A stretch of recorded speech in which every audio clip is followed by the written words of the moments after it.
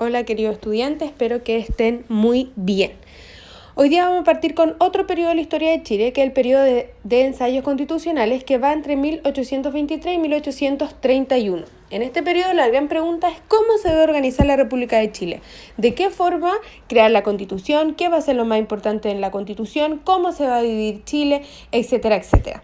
Y entonces van a haber distintas guerras, incluso procesos, constituciones, que van a intentar darle forma a este Chile que ya es independiente, pero que sin embargo aún no ha tenido práctica, ¿cierto?, como república. Entonces ustedes van a tomar apuntes de esta clase, van a anotar ahí, van a ver que va a haber una línea de tiempo, la anotan en su cuaderno y luego esto cuando nos volvamos a encontrar va a ser un timbre, ¿ya?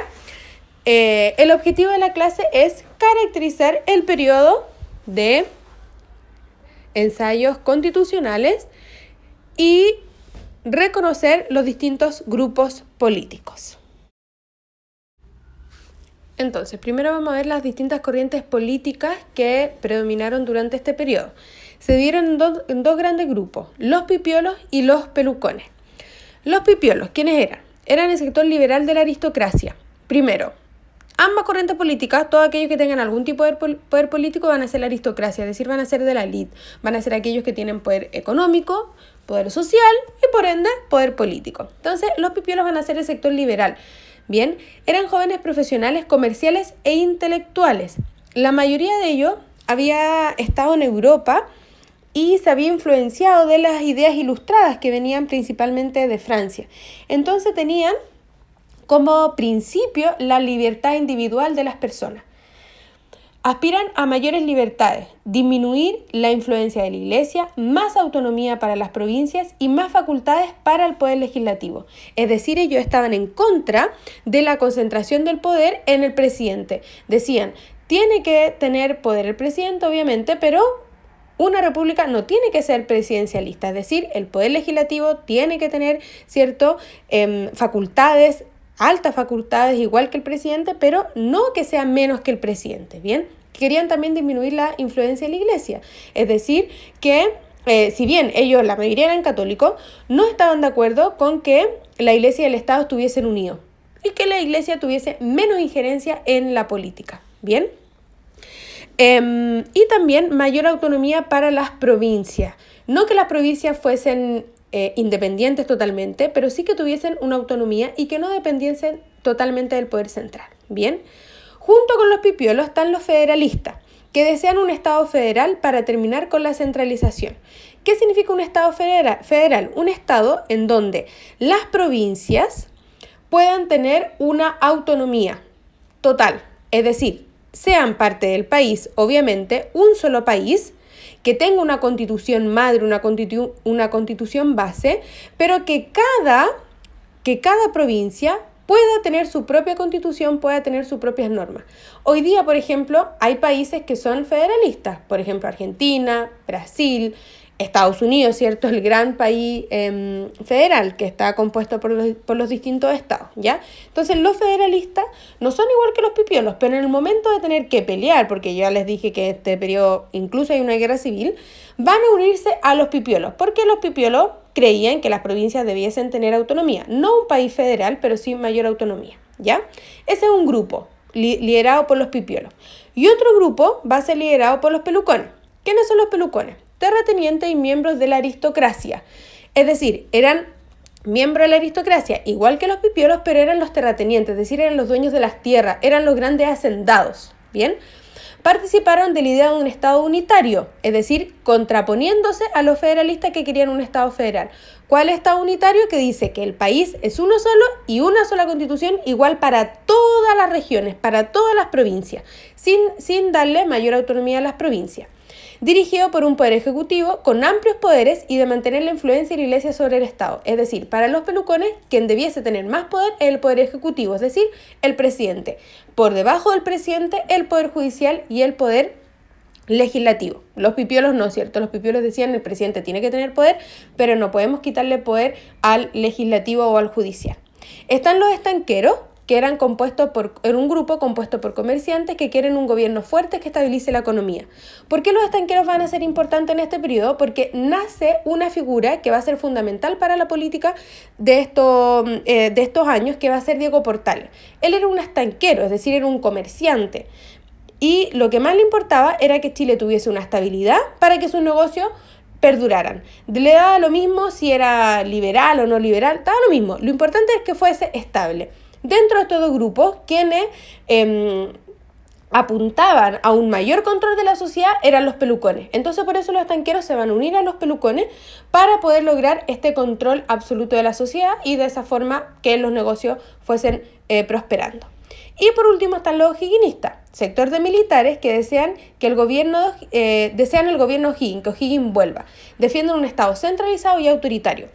Obviamente los o'higginistas eran los menos, ¿cierto? Y principalmente eran militares. No tenían mayor peso, pero en la hora de enfrentarse unos con otros se van a unir a los pelucones. ¿Por qué? Porque ellos defienden un Estado centralizado y autoritario.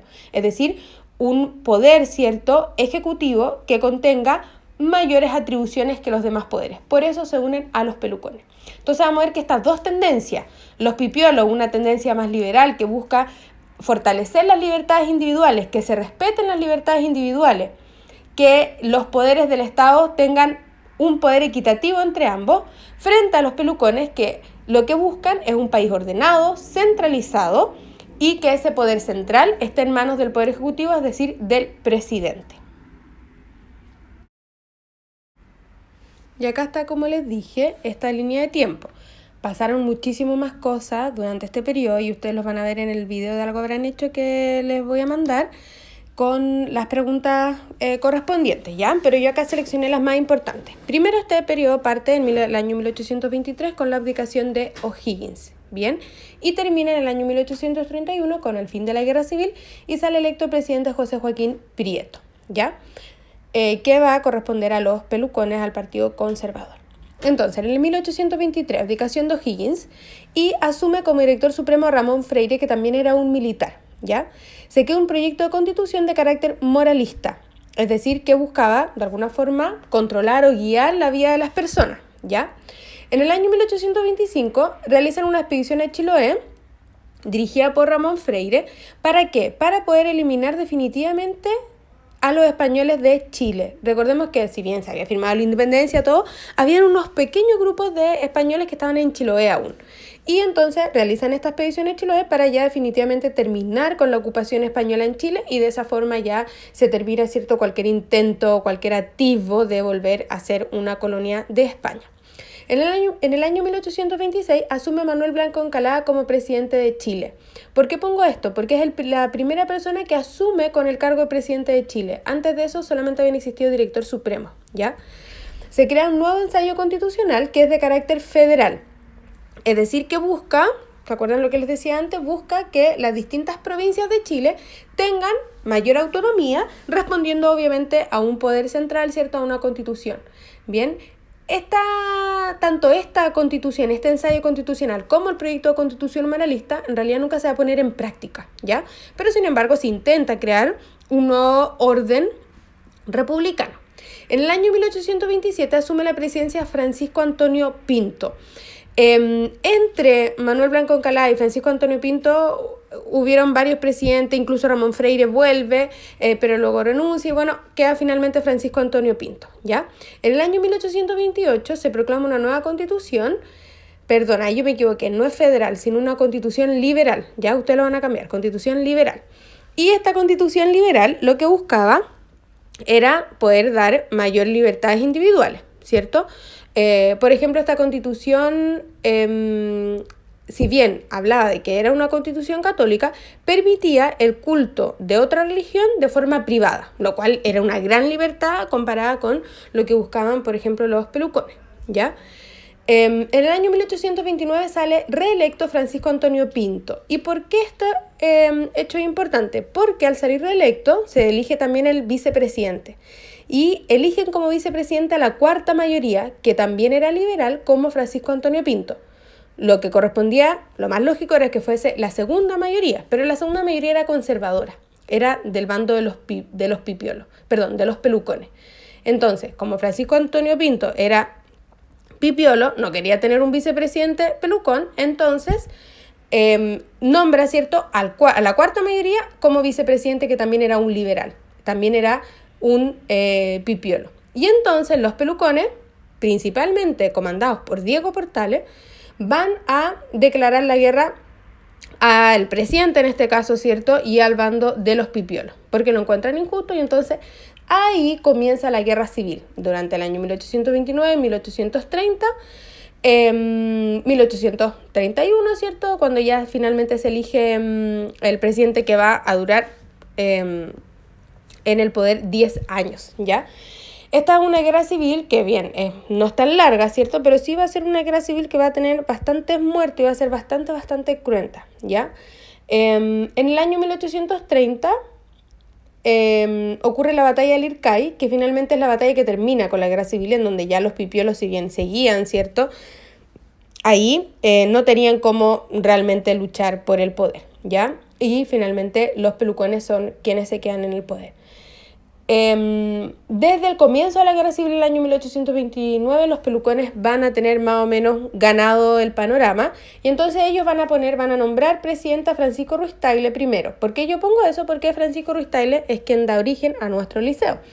Él fue presidente por unos pocos días, finalmente renuncia, ¿ya? Y es el mismo Francisco Ruiz Tagle quien crea el Liceo Ruiz Tagle, no el que nosotros conocemos hoy en día, ¿cierto? Pero el liceo comenzó acá en Estación Central en lo que eran las haciendas de Francisco Ruiz Tagle, y él comenzó con una escuela para los hijos de sus inquilinos, para los hijos de sus trabajadores.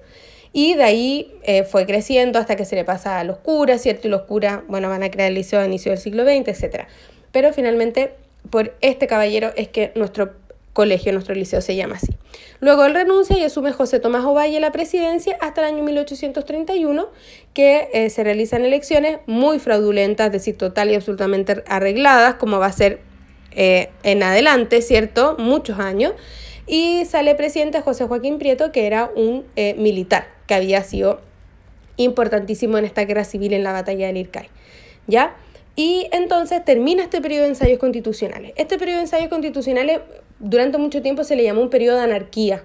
La anarquía nosotros sabemos que es una corriente ideológica que cree que no es necesario el Estado para organizarse, no debiese existir el Estado, eso dicen los anarcos. Sin embargo, esto no tiene nada de anarquía, ¿cierto? De hecho, se estaban disputando cómo manejar el Estado, cómo construir el Estado. Esa era la real disputa. Entonces, en realidad, está mal llamar este periodo un periodo de anarquía, porque acá no hubo anarquía, acá lo que hubo eran distintas visiones, distintas ideologías que se contraponían en la idea de cómo había que formar un Estado. Bien, finalmente, ¿cómo se llega a un acuerdo? No es de forma democrática, no a través de la discusión, no. Se llega a resolver esto a través de la guerra, a través de la violencia. Y es así entonces como Chile, luego de esta guerra civil, comienza un periodo que va a durar 30 años, que es el periodo de la República Conservadora. Es decir, los pelucones son quienes están en el poder durante 30 años, ¿ya?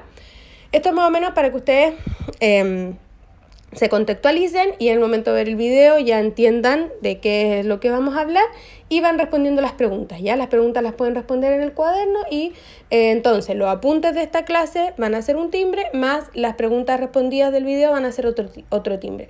El video no hay que verlo entero, ya en la guía de las preguntas salen los minutos que hay que verlo. Es la primera parte del video nada más que habla de este periodo de ensayos constitucionales. Bien, cualquier duda, consulta, me la mandan al mail, por el chat, cualquier día, ¿cierto? Yo estoy atenta ahí para poder responderle, ¿ya? Que estén bien, chau.